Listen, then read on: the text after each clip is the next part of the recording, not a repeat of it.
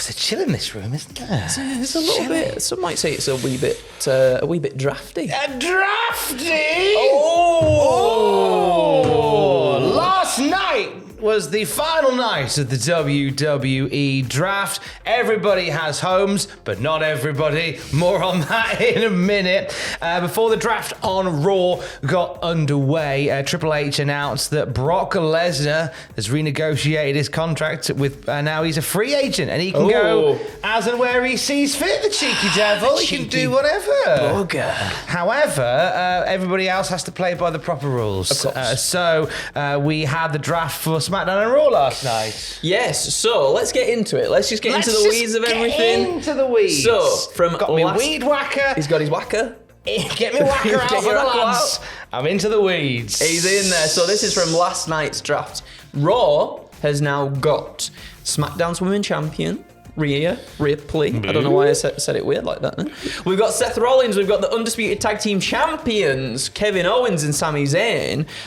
Quite a one that we were sort of talking about last week in terms of, they might split perhaps Rhea and the Judgment Day up. No, that is not the case, as the Judgment Day, Finn Balor, Dominic Mysterio and Damian Priest are also on Raw now too with Rhea Ripley. We've got the Women's Tag Team Champions, Liv Morgan and Raquel Rodriguez on Raw. The New Day, Trish Stratus, which I thought was, I didn't know she was even eligible. No, she was in the draft this year. But I guess it makes sense if she's having a program with Becky Lynch. There's a while to SummerSlam, I guess, as well. So maybe to have her do little bits and pieces up to that happening. It makes a bit of sense. Ronda Rousey and Shayna Baszler are on Raw as well. Braun Strowman and Ricochet, Bronson Reed, Alpha Academy, and NXT's Katana Chance and Kaden Carter. They've been a tag team since like September 2020. Yeah, so quite a long time. They're like a heritage women's tag team in this company compared to some. They are, and they're really good as well. And I can see them meshing well with a lot of the women's teams on the main roster too. Really, really can see that happening as well. SmackDown got the United States champion Austin Theory. US title returning home to SmackDown, where the WWE tenure began in 2003. The first ever champion, Stephanie McMahon. That is correct. And definitely not Lex Luger and all the other people that came before in the WWE. No. Stephanie McMahon was the first US champion. Of course. Don't look it up. Charlotte Flair was drafted to SmackDown as well, along with the Usos. Bloodline staying together. The LWO are all staying on SmackDown. Asuka making the move to Friday nights. The Brawling Brutes staying on SmackDown. Sorry, Sheamus, you don't win the Intercontinental Championship. Stories never end in WWE. Karrion Kross and Scarlett stay on SmackDown, as does LA Knight and Shotzi and Rick Boogs. And we had 2 sets of NXT call-ups. Pretty deadly. But they were dead. Boy. They died. Oh, they're alive again. They're alive. I'm happy with that, to be honest, because they're fantastic. Elton Prince, Kit Wilson, come get your flowers. And Cameron Grimes finally getting the call-up. We haven't seen Cameron Grimes in action since last year. That's been a long time. And we've seen that he's got jacked as well. Like, he's in phenomenal shape at the moment. I can see him going straight to that mid-card picture. Yeah. Going after I guess now he's going to go all the way to the middle. He's going to go all the way to the middle. I could see. Him and Austin Theory can have some bangers for the US side. Yeah, absolutely. So. I'm looking forward to that. There was another quite surprising one there. I thought they might break up the Bloodline, or at least use it in some form of storyline. So then the Bloodline are on Raw, and then you've just got Solo and Roman Reigns on SmackDown. But no, apparently not the case. We're keeping them all together, keeping us guessing all the way through. The remaining WWE roster that weren't drafted on Raw were then drafted in the Raw Talk post show. So yeah, which is always a peculiar one for me, because I'm like, that's a bit, it's not, sometimes people don't see that, do they, either? But let's tell you what's going on. So Raw now gets Nikki Cross. Raw gets Dana Brooke, Johnny Gargano, Angel Garza and Humberto Carrillo, Akira Tozawa, Piper Niven, Xia Li, Tegan Knox, Emma, Riddick Moss, Indus and Jinder Mahal, and Odyssey Jones. Ooh, that's a good one for Raw, actually. Odyssey Jones. Yeah, he's a big boy. He is a big boy. I think he'll do well on Raw. I think he will as well. Do you know what? There's a lot of. I feel like there's a lot of positive shake-up here with this draft this year. I'm hoping we get to see some people sort of make a name for themselves on the main roster, because we've had call-ups so far in Triple H's regime of things, but I don't think any of them have quite landed properly just yet with the fans.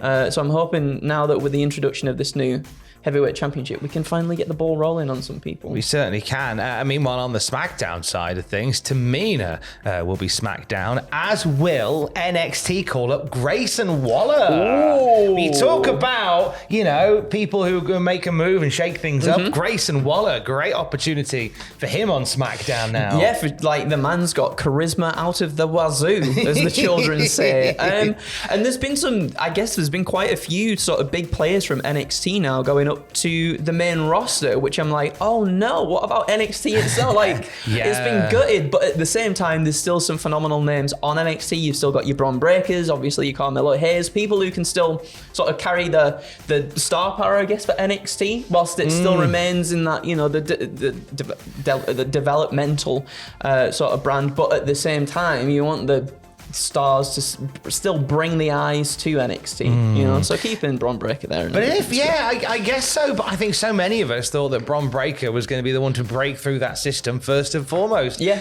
And he's been left to the wayside. The drafting conversation didn't end there. So following the supplemental draft, there were a few more free agents added to the free agent pool. Baron Corbin, Shelton Benjamin and Cedric Alexander, Elias, and called up from NXT, Zion Quinn is now in the free agent pool. It's an interesting one with a few of these. Obviously, Baron Corbin, I think, lost his way very much. They tried something with JBL that I don't think really worked in the same way that the Happy Corbin thing did. Yeah. So him being in the mix there I'm not surprised. Zion Quinn, I think, is a guy that he's definitely got the look of somebody that can make it and push through. I don't think they've truly invested in Quinn yet. No. And I think this is kind of forcing their arm to do so, a la with Von Wagner on SmackDown when he was put in the free agent pool. Yeah. It's just kind of forcing their arm to do something with them. Yeah, there's quite a few bigger boys now that are sort of being drafted around and everything, which sort of changes the landscape, I guess, a little bit for the main roster too, which I'm excited for. Because, you've got your monsters and things in Omos, your bigger boys in Otis, and Brock Lesnar and everything like that as well, but nobody feels like in that big sort of Zion Quinn-esque sort of physique and everything. Now going on to the main roster, we've got a few different people in there. Shelton Benjamin and Cedric Alexander being free agents, I think is quite interesting, because I feel like they could be tag team champions again in the future. I'd love that. Me I would too. love that. But the combo of people that are in this free agent pool, it means multiple different things, because, as well as Benjamin and Alexander and Corbin and Quinn and Elias, we know that Dolph Ziggler is in there, Mustafa Ali is in there as well, as is Omos and Brock Lesnar. So it kind of feels like this free agent pool is the sort of heavyweight contenders that can go where they're needed to spark a buy rate or to work with a talent. Also, just a selection of travelling jobbers. It's a weird combo of the two in the free agent pool, isn't there? Yeah, it is. You got guys in there that could really shine up whoever's needed to on whichever show. Yeah. So there's a lot of that as well. We had some more draft cameos as well last night. What I've noticed is, and a few people made the comment about this, Cultaholic love making British references to stuff, but an American reference, we don't get it. Well, okay, I'll take the L on that one. Yeah. So, because I kind of went, very random connections, groups of people doing the drafts. Like last night on Raw, we had Eric Bischoff and Rob Van Dam coming out to do one. We had Molly Holly and Road Dogg on there as well. Michael Hayes and Van Dam from Friday night. I believe a tag team, what's called Flying High. Oh, that's very good. It's an NFL draft thing, as I have come to learn. And learning is half the battle. It is. Whereby they get ex-NFL stars to come and announce the drafts. Oh, okay, fair enough. So it's a throwback to that, which is a good learn for me. It reminds me of an episode of Last of the Summer Wine. No, sorry, that's a British reference of comedy. You should all get that. But that was the draft. That's how everything has fallen now. I think there is some interesting conversation to happen around titles.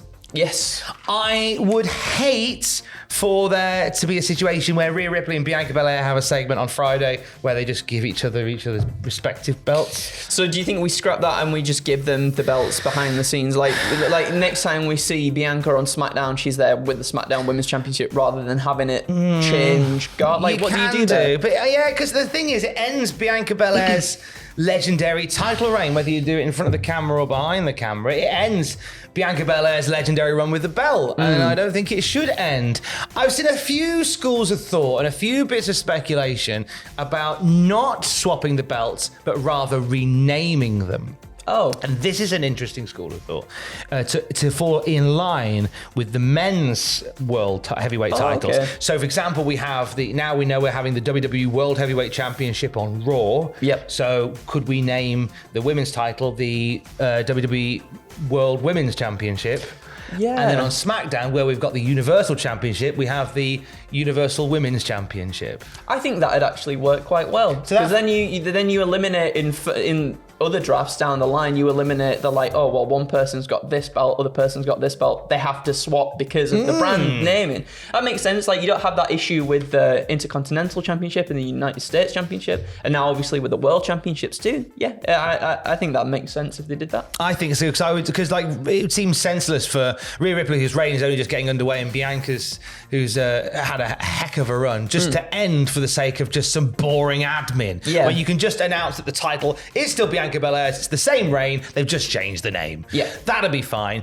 Kevin Owens and Sami Zayn staying on Raw. Now, obviously, the World Heavyweight title has been created because Roman Reigns is now exclusive to SmackDown. Yeah. And that's why, and it's not a consolation prize. Hashtag not a consolation prize. So therefore, with that theory, we're going to need new tag titles on SmackDown. Yes, you would think so, wouldn't you? Maybe they'll make some new belts in the shape of that old, misshapen egg. Please. I love the misshapen egg. I think the misshapen egg is awesome. The misshapen egg. I like it more than the pennies. I'm not a big fan of the 5 Ps and the 1 Ps and things. No pennies from heaven, please. The women's tag champion. So the NXT women's tag champs are on Raw, as have been drafted, as have the WWE women's tag champs to respective brands.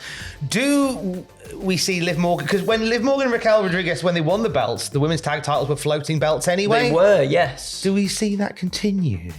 I'm not sure, because then you sort of eliminate the reason for the draft in the first place, right? So I wonder do the other brands get their own tag team championships as well? Or do we merge it all together? I don't really know what we do with that one too much. I think some of the call-ups that have happened for the women's roster and the women's tag teams have been good, because I think it'll freshen up the roster quite nicely for the tag team division on the women's side of things.